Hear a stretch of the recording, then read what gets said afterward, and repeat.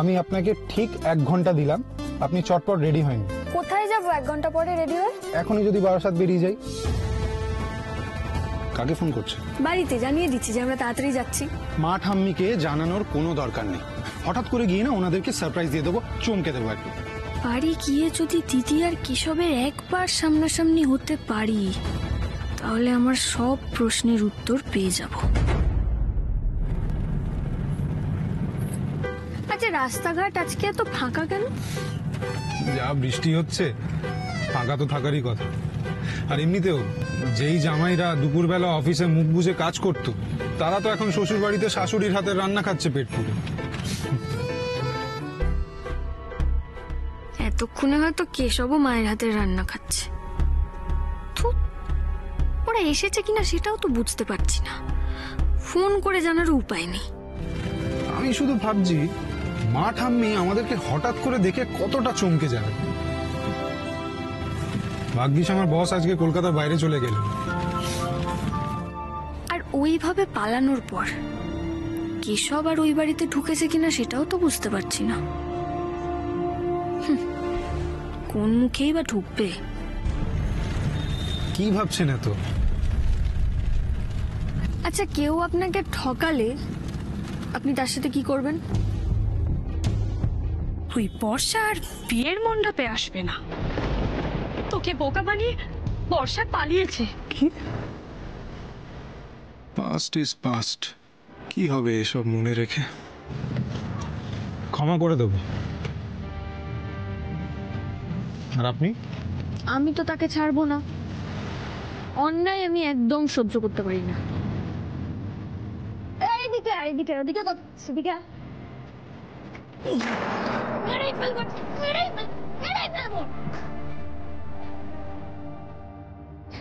আমাকে কেউ ঠকালে আমি তাকে চরম শাস্তি দেব।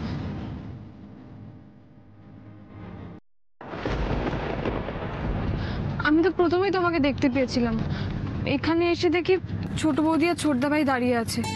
কি যে ঘাবড়ে গিয়েছিলাম না ওদেরকে দেখে। তুমি তো একটু আগে এলেই পারতে, তাহলে এই প্রবলেমের মধ্যে পড়তে হতো না। আরে বাবা, আমি কি বুঝতে পেরেছিলাম ওরা এখানে এসে হাজির হবে? আর তুমি কিন্তু শুধু শুধু আমার উপর রাগ করছো। আমি শুধু শুধু রাগ করছি? দেখা হলো তো হলো, রাস্তা দাঁড়িয়ে কথা বলার কি দরকারটা ছিল তোমার? বিশ্বাস করো, আমি অ্যাভয়েড করার চেষ্টা করেছিলাম, কিন্তু বৌদি আমায় দেখে ফেললো, ডাকলো। তখন কি কথা না বলে পারা যায় বলো? আর আমি তো জানতাম যে ঋষির আজ অফিস আছে, ও তো বিকেলবেলা যাবে। আজ যদি ওরা আমায় দেখে ফেলতো তাহলে কি কেলেঙ্কারিটা হতো তুমি বুঝতে পারছো? কথাটা জেঠুমনির কানে যেত। তুমি এত টেনশন কেন করছো বলো তো? কিছু তো হয়নি, কেউ তো দেখেনি। আর এইসব কথা বলে তুমি আজকে আমাদের এই মুহূর্তটা কেন নষ্ট করছো বলো তো? বাইরের দিকে তাকিয়ে দেখো, কি সুন্দর বৃষ্টি পড়ছে। কি হলো? একটু হাসো প্লিজ। আমার না একদম হাসি পাচ্ছে না। যদি বাড়ির অন্য কেউ দেখতো আমি এত ভয় পেতাম না। ছোট বৌদি দেখেছে বলে আমার এত ভয় লাগছে।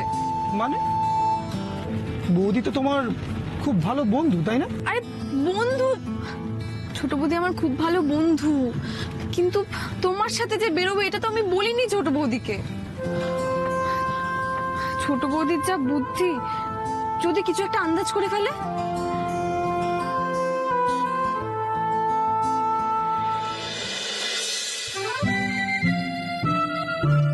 কই তোমার কলিগ তো এখনো এলো না? আমাকে মনে হচ্ছে আরো কিছুক্ষণ ওয়েট করতে হবে। দীপ্তা, আমার এই ড্রেসটা যদি ছোট বৌদি চিনে ফেলে তাহলে তো আমি পুরো ফেসে যাব।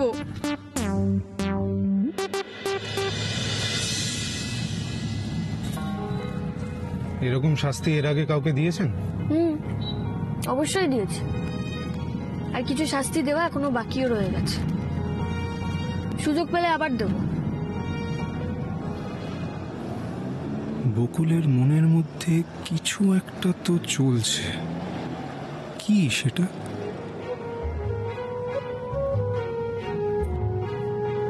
বকুল, দেখুন কি সুন্দর রোদ উঠেছে বৃষ্টি থেকে। সত্যি সকাল থেকে যা শুরু হয়েছিল।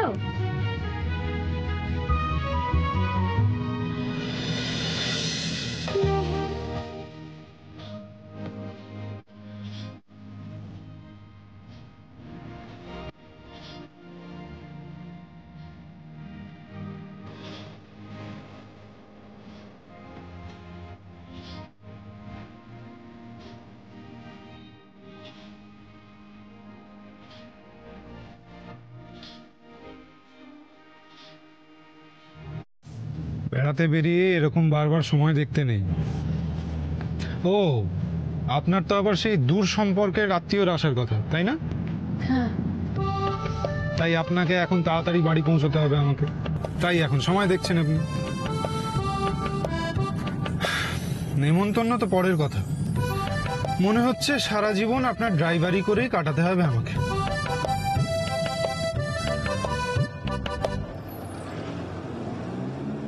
সারা জীবন?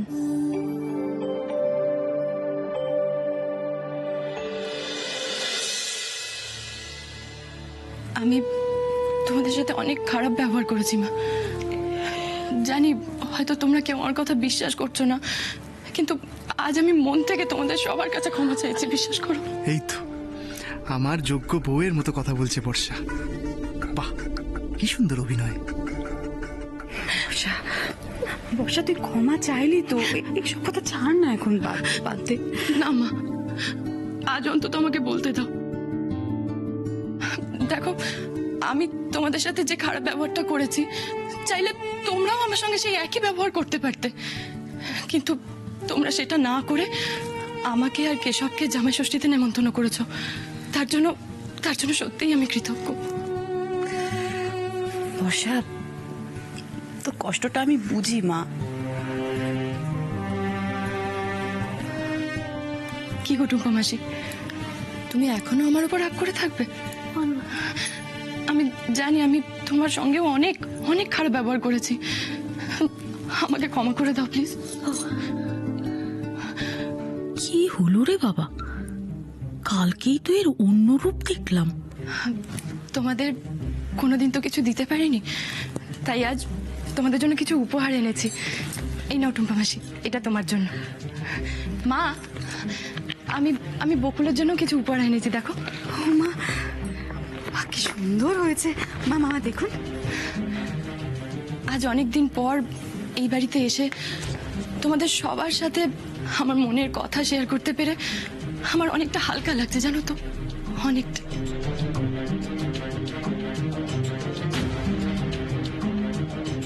একদিনের মধ্যে এতটা বদল, আবার কি মতলব আঁটছে বর্ষা কে জানে।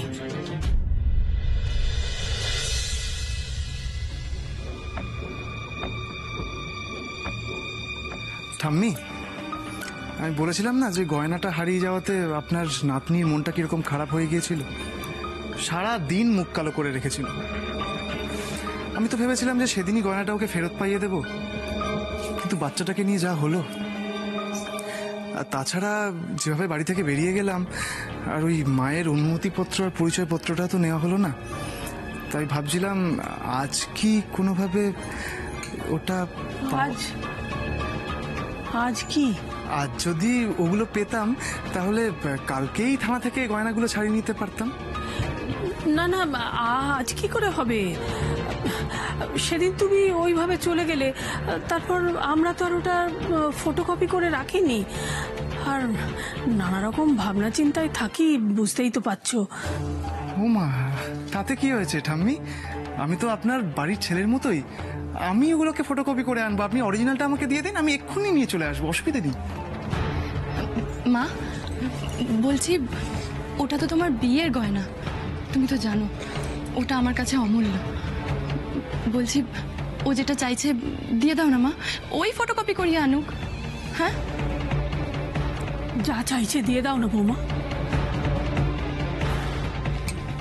ও মা, আমার হাতটা তো জোড়া মা, আপনি আপনার ওই কাগজপত্রগুলো দিয়ে দিন না।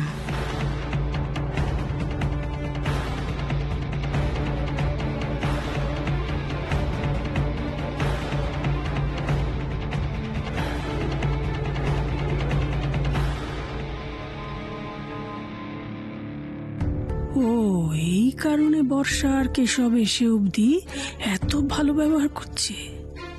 এই জিনিসগুলো দিতে যাতে আমি বেঁকে না বসি। যাকে ওই তো একটা চিঠি। হ্যালো,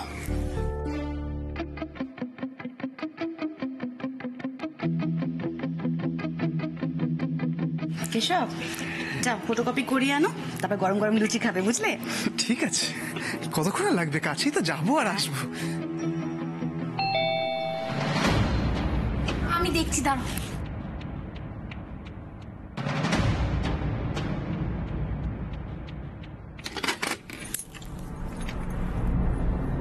কাকে চাই? একে এ বাড়ির জামাইবাবুর সঙ্গে আমার ছেলেটা চলে এসেছিল কিনা যদি একটু দেখেন। ও তো দাঁড়ান আপনি এখানে, আমি দেখছি।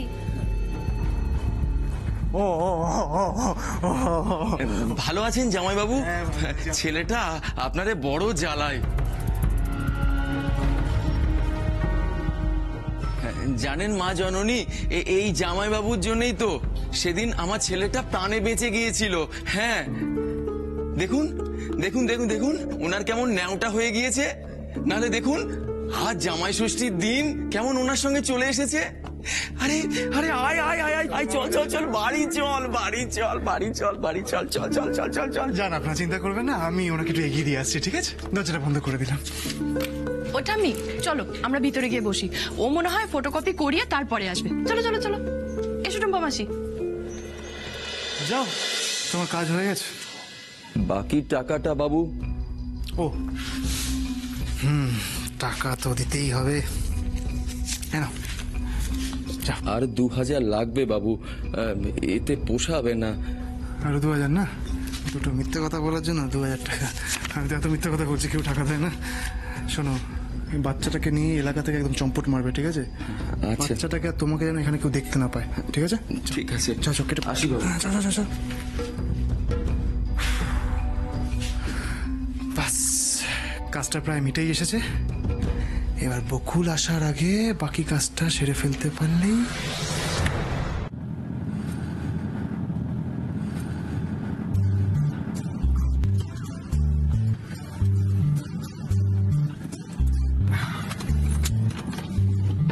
আরে কি হলোটা কি? গাড়ি থামিয়ে দিলেন কেন? কেন?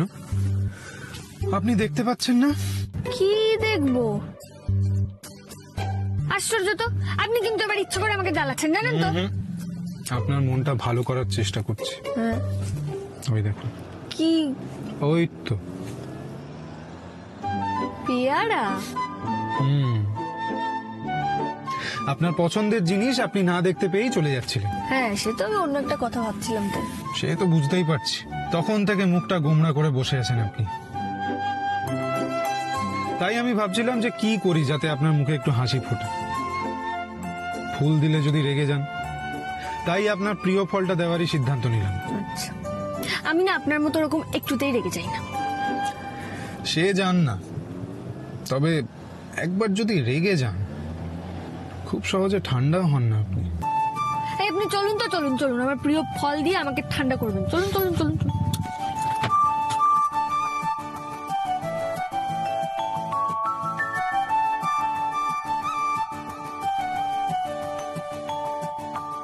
বকুলদি, ভালো আছো? বাবু আপনি ভালো আছেন? ওমা, তুমি এনাকে চেনো? আরে চিনবেন না কেন? আগের বার আপনার জন্য পেয়ারা তো এনার কাছ থেকেই নিয়েছিলাম। যেগুলো ছাগলের পেটে গেছিল। তবে আজকে কিন্তু আপনিই খাবেন, তাই তো? দিন তো দাদা।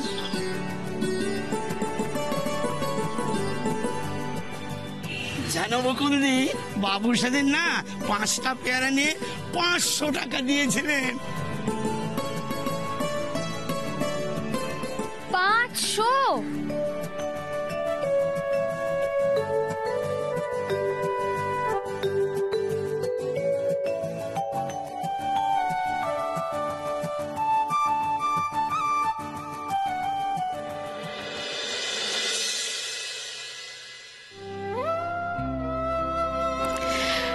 মেয়েদের তো কত কি দিতে ইচ্ছে করে বাবা,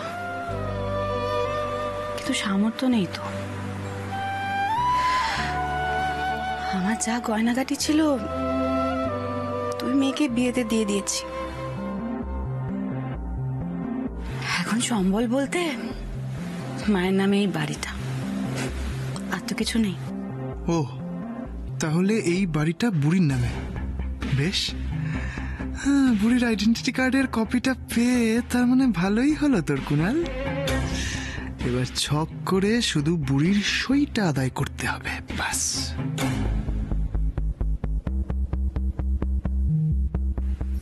আপনি সব কি বলছেন মা? কেন বলছেন? আপনি কি ভাবেন যে আমরা কিছু পাওয়ার আশায় আপনাদের উপহার এনে দিয়েছি?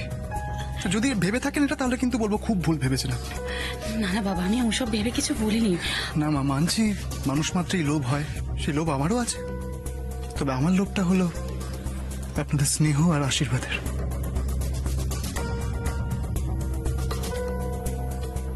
আরে ছেলেটাকে অকারণে ভুল বুঝেছি আমরা সবাই মিলে। বাবা যাও, মনে থাকতে থাকতে সইটা করিয়ে নাও মাকে দিয়ে, যাও। আচ্ছা,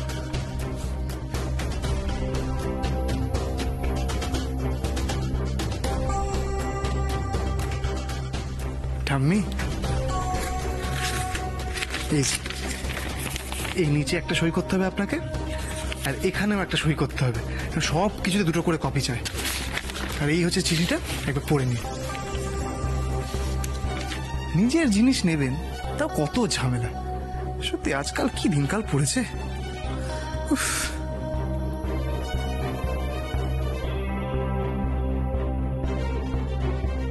দেখি পেনটা।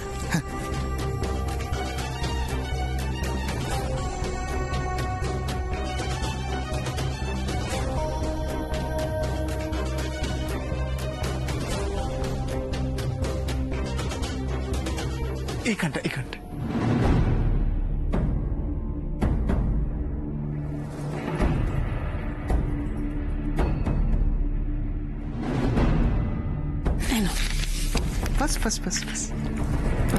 কাজ কমপ্লিট। তুমি যে কিসে সই করলে বুড়ি, তুমি নিজেও জানো না। এখন শাশুড়ির হাতের রান্না খেয়ে কেটে পড়তে পারলেই হলো। মা, বলছি আমাদের খেতে দিয়ে দাও না, বড্ড খিদে পেয়েছে। যেই কাজ শেষ হয়েছে অমনি পালাই পালাই ভাব। বর্ষা, তোমরা তাড়াহুড়ো করছো কেন? মা এত কষ্ট করে ভালোবেসে রান্না করছেন আমাদের জন্য। খেয়ে দে, ভাত ঘুম দিয়ে তারপরে যাবো, কি বলুন? হ্যাঁ, খুব ভালো খাওয়া হবে আজকে। ভালো করে আরাম করে নাও কেশব, আজ তোমার কপালে দুঃখ আছে। তার মানে আপনার 500 টাকা ছাগলের পেটে চলে গেল। ভাগ্যিস গেল, নাহলে আপনি এরকম হাসির খোরাক পেতেন কি করে? কাকুমনির সঙ্গে আপনাকে যেতে দেখে আমার এত রাগ হয়েছিল যে 500 টাকার পেয়ারা যে ছাগলের পেটে চলে যাচ্ছে সেটা দেখেও কিন্তু আমার আফসোস হয়নি, বরং আমার রাগটা না একটু একটু কম ছিল।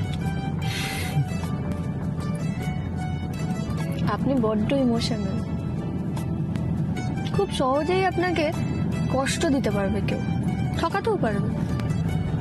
সত্যি? মানে আপনি তাই মনে করেন যে যে কেউ আমাকে কষ্ট দিতে পারে, যে কেউ আমাকে ঠকাতে পারে? আচ্ছা, আপনি আমাকে এত তাড়াতাড়ি বুঝলেন কি করে?